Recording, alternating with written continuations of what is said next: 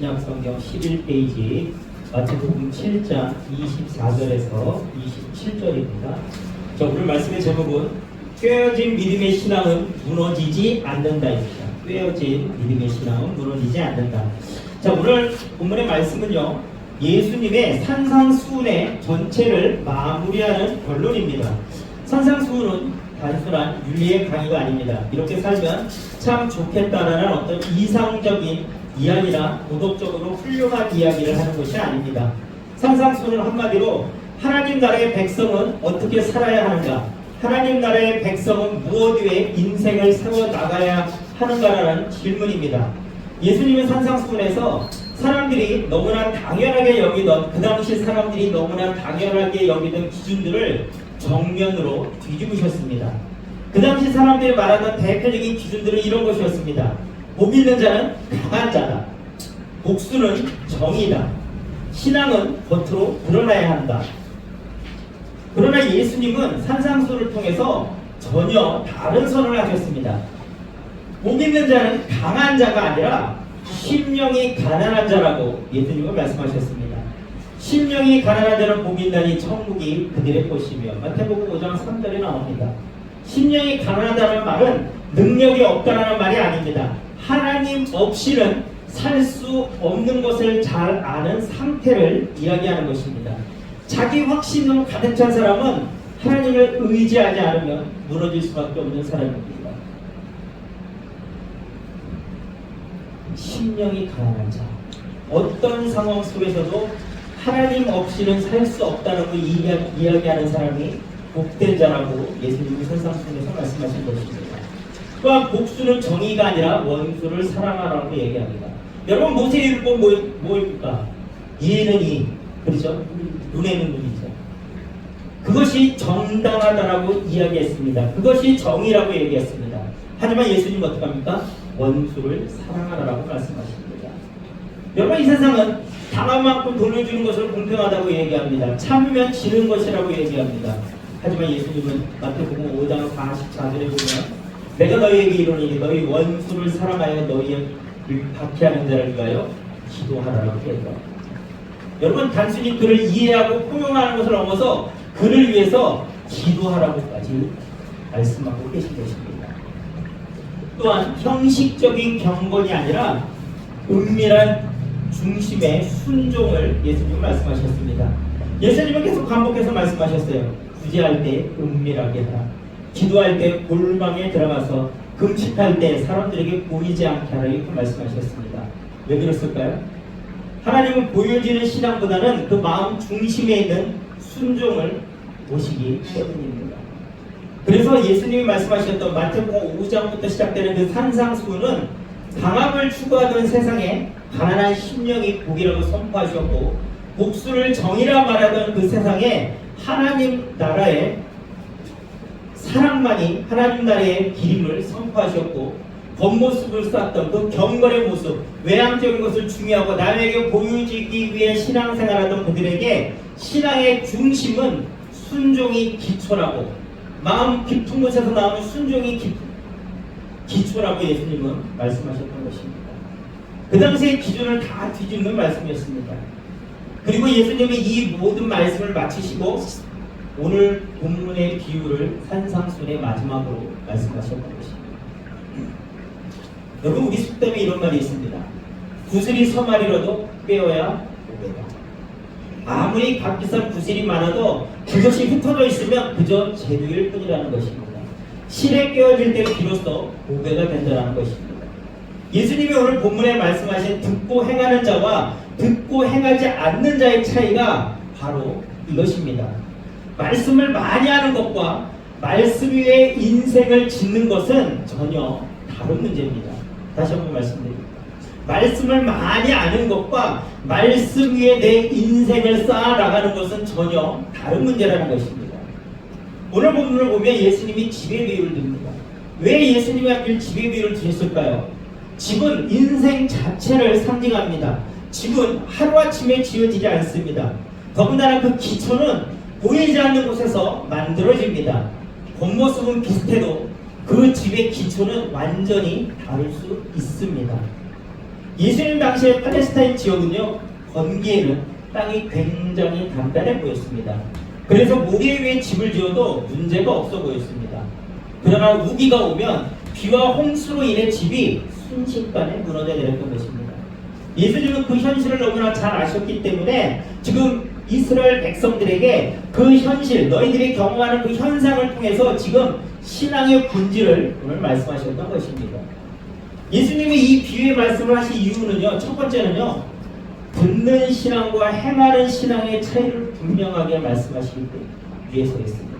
듣는 신앙과 행하는 신앙의 차이를 분명하게 알려주시기 위해서는 것입니다. 나의 이 말을 듣고 행하는 자, 나의 이 말을 듣고 행하지 않는 자, 지금 두 부류의 사람이 등장합니다. 그 차이는 오직 하나였습니다.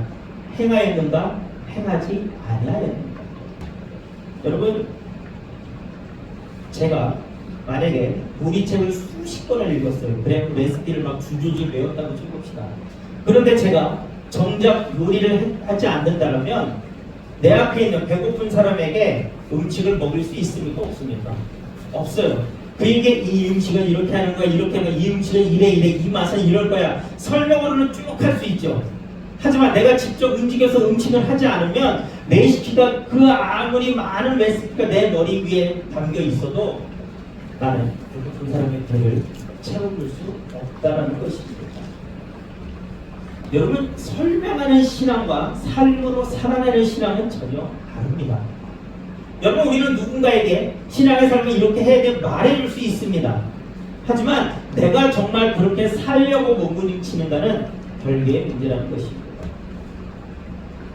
예수님이 오늘 비유를 말씀하신 두 번째 이유는요, 인생의 폭풍은 누구에게나 모두에게나 온다는 사실을 알려주시는 것입니다. 오늘 본문에 보니까 비가 내리고 창수가 나고 바람이 불어 이렇게 나옵니다. 반석 위에 집을 지은 집에도 모래 위에 지은 집에도 똑같이 폭풍이 온다는 것입니다. 신앙은 폭풍을 막아주는 보험이 아닙니다. 폭풍 속에서도 무너지지 않게 하는 기초입니다. 그것이 신앙입니다. 누구에게나 신앙생활을 열심히 하는 사람과 전혀 신앙생활과 상관없는 삶을 사는 사람에게도 폭풍은 똑같이 온다는 것 잊지 마시기 바랍니다. 여러분, 몇 년 전에 우리나라에 굉장히 큰 아파트 붕괴 사건가 있었죠. 여러분, 유명한 대기업에서 지은 아파트였습니다. 최신 아파트였고 고층 아파트였죠. 무너져 내렸죠. 여러분, 그 원인을 분석하니까 어땠습니까? 여러분, 그 기초공사가 잘못됐잖아요. 그렇죠? 자재를 빼돌렸습니다. 100개가 들어가야 된다면 100개가 들어가지 않았다는 거예요. 80개, 70개밖에 들어가지 않았습니다. 콘크리트의 강도도 떨어졌습니다. 여러분, 눈에 보이지 않는 그 가장 중요한 기초 부분이 부실공사였습니다. 여러분, 결국 그 건물은 높았고 화려해 보였고 단단해 보였지만 기초가 부실했기 때문에, 제대로 공사되지 않았기 때문에 무너져 내렸습니다. 여러분, 그 누구도 그 고층 아파트가 무너질 것이라고 누구도 생각하지 못했습니다. 여러분, 우리 신앙도 이와 굉장히 닮아 있는 것 같습니다. 겉으로는 교회 오래 다녔고 말씀도 많이 알고 신앙생활도 열심인 것처럼 보이지만 정작 삶의 기초가, 내 삶의 기초가 하나님의 말씀에 세워지지 않았다면, 순종 없이 쌓아올린 신앙이라면 여러분, 우리 인생의 폭풍이 올 때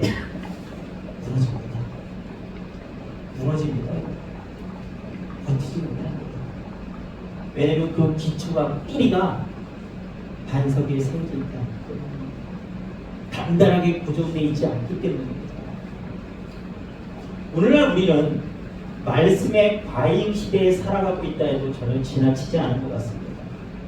여러분, 유튜브만 하면 말씀은 너무나도 많이 들을 수 있습니다. 그래서 여러분, 말씀을 듣지 못해서 문제가 생긴 시대가 아니라 오히려 이 시대는요, 말씀이 삶으로 연결되지 않아서 문제가 생기는 시대를 우리가 지금 살고 있다는 것입니다. 여러분, 말씀이 없어서 아니에요. 너무나도 많은 말씀이 저와 여러분 주위에 있습니다. 너무나도 쉽게 들을 수 있습니다.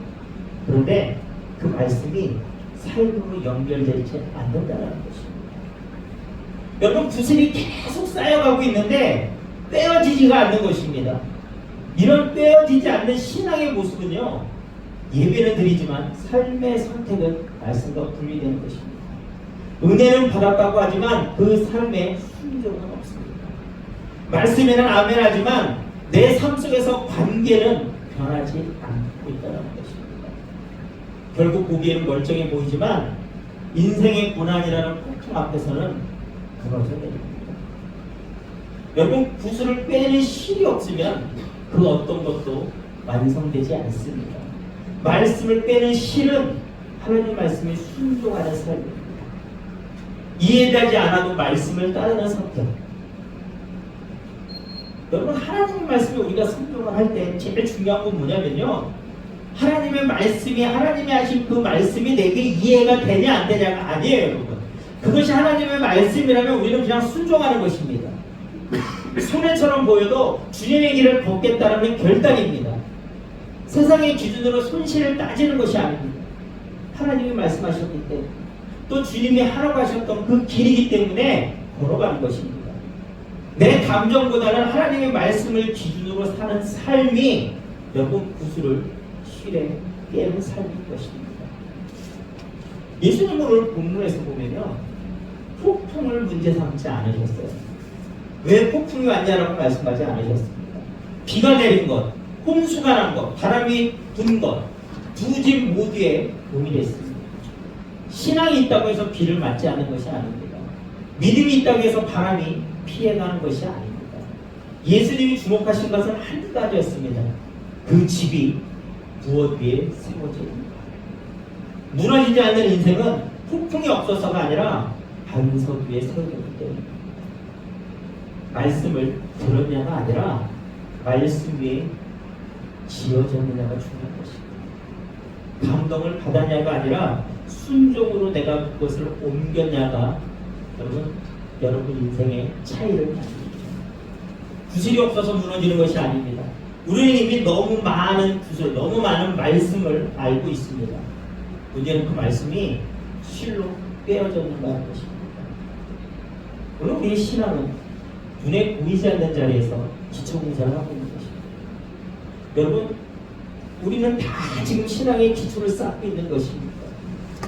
근데 그 신앙의 기초는 남의 눈에 보이지 않을 수도 있어요. 하지만 우리가 선택의 순간에서, 우리 인생의 삶의 선택의 그 순간에서, 관계의 갈림길에서 내가 무엇을 선택하며 살아가고 있냐에 따라서 여러분 삶의 믿음의 신앙의 기초는 단단한 반석에 세워지게 있는가, 아니면 모래 위에 세워지고 있는가가 결정나는 것입니다. 내가 어떤 말씀을 붙잡고 사느냐가 오늘의 기초가 됩니다. 여러분들의 내일의 인생을 지탱하게 될 것입니다. 여러분 오늘도 말씀을 지식이 아니라 여러분 신앙의 기초로 삼으시기 바랍니다. 은혜 위에 순종이라는 실을 깨어나가기를 바랍니다. 여러분 그럴 때 여러분의 삶, 여러분 반석 위에 집을 짓는 자가 되시기를 바랍니다. 여러분 세상의 기준이 아니라 하나님의 말씀 위에 반석의 기초를 세우십시오. 여러분의 들은 그 말씀이 여러분의 삶으로 이어지게 하십시오. 여러분 마음에 하나님이 이렇게 살기를 원한다고 마음을 주시면 여러분 즉시 그대로 살아가는 것입니다. 말씀을 드릴 때 아멘하고 아멘입니다, 하나님 그렇게 살겠습니다 하지만 정작 내일 세상에 나와서는 그것이 까맣게 잊어버린다면 여러분 말씀과 여러분의 삶은 아직 연결되어 있는 것이 아닙니다. 여러분 말씀을 여러분 삶에 연결시키시기 바랍니다. 말씀을 순종이라는 쉴로 빼시기 바랍니다. 그러면 여러분의 삶은 반석 위에서 그 어떤 폭풍 가운데서도 무너지지 않는, 그래서 이 다음에 예수님 오셨을 때 예수님하고 우리가 예수님 앞에 나갈 때 그래 아들아 딸아 수고 많았다, 이제는 나와 함께 하자라고 말씀하시는 그런 여러분들의 삶이 되시기를 주님의 이름으로 축원합니다.